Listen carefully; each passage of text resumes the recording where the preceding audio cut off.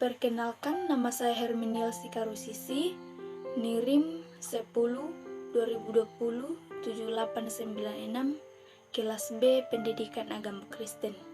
Saya mengajar di kelas 10. Shalom, bagaimana kabarnya hari ini? Semua baik ya?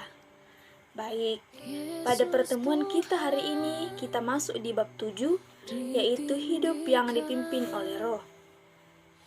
Nah, pada pembahasan kita ada 3 pembahasan yang akan kita bahas.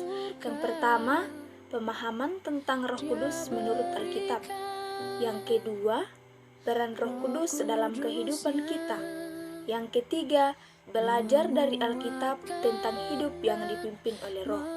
Nah, kita akan masuk pada pembahasan yang pertama, yaitu pemahaman tentang Roh Kudus menurut Alkitab.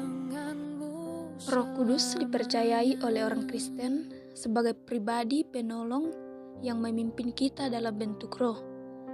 Kata roh berasal dari bahasa Yunani, yaitu pneuma yang berarti angin.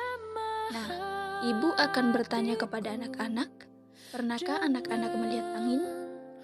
Ya, angin itu tidak kelihatan, tetapi kita bisa merasakan adanya angin tersebut. Begitu pula dengan roh. Kita tidak bisa melihat roh, melainkan bahwa kita bisa merasakan kehadiran roh itu dalam kehidupan kita sehari-hari. Pembahasan yang kedua yaitu peran Roh Kudus dalam kehidupan kita sehari-hari. Di dalam Alkitab, dipimpin atau dikuasai oleh roh adalah istilah yang biasa dipakai untuk menggambarkan orang yang hidupnya berkenan kepada Allah. Dalam 1 Samuel pasal 16 dikisahkan bahwa Daud diurapi oleh Samuel. Kita tahu bagaimana hidup Daud dipimpin oleh Roh Allah sehingga ia menjadi raja di Israel. Karena pimpinan Roh Allah itulah, maka Daud bisa menghadapi berbagai bahaya di dalam hidupnya. Dapat kita tahu dari kehidupan Raja Daud, yang seorang remaja yang memiliki keberanian untuk melawan Goliat. Daud berani melawan Goliat bukan karena ia merasa hebat dan pintar, tetapi karena dia percaya bahwa Roh Kudus ada menolong dan menyertai dia. Sehingga dalam kitab 1 Samuel pasal 17 ayat 45, ia berkata kepada Goliat bahwa engkau mendatangi aku dengan tombak dan lembing, tetapi aku mendatangi engkau dengan nama Tuhan semesta alam. Karena itulah Daud berhasil mengalahkan Goliat. Kita percaya bahwa Roh Kudus memberi keberanian kepada Raja Daud sehingga Daud memperoleh kemenangan. Yang kedua, Roh Kudus memberi hidup dalam kekudusan. Kehidupan yang dipimpin oleh Roh adalah kehidupan yang kudus. Kata kudus dalam bahasa Ibrani adalah kados, yang berarti dipisahkan atau disucikan. Tuhan Yesus memberi teladan hidup kudus dengan berani mengatakan yang benar. Adapun pembahasan yang ketiga yang akan kita bahas yaitu belajar dari Alkitab tentang hidup yang dipimpin oleh Roh.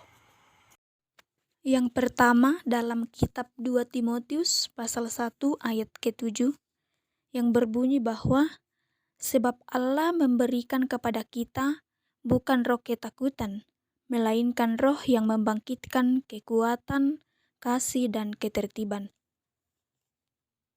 Dalam ayat ini, Rasul Paulus mengingatkan kepada Timotius dan kepada kita semua saat ini bahwa roh yang ada pada kita adalah roh yang membangkitkan kekuatan, kasih, dan ketertiban. Yang kedua dalam kitab 1 Samuel pasal 16 ayat 1 sampai ayat yang ke-13 menjelaskan bahwa Allah memilih Daud untuk menjadi raja atas Israel, dan saat itu Daud masih sangat muda. Tuhan memilih Daud untuk menjadi raja karena Tuhan melihat hatinya Daud, yaitu hati yang selalu memuji Tuhan.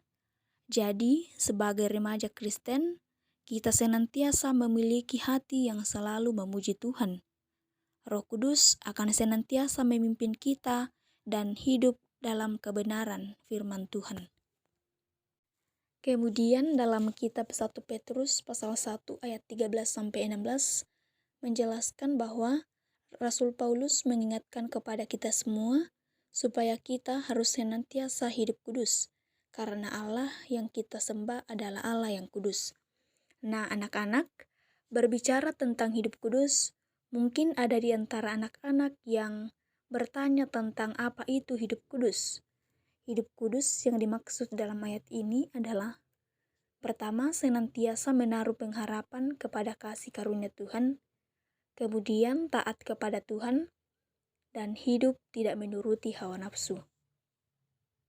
Kesimpulan dari materi kita hari ini adalah: hidup yang dipimpin oleh Roh adalah hidup yang bebas dari ketakutan.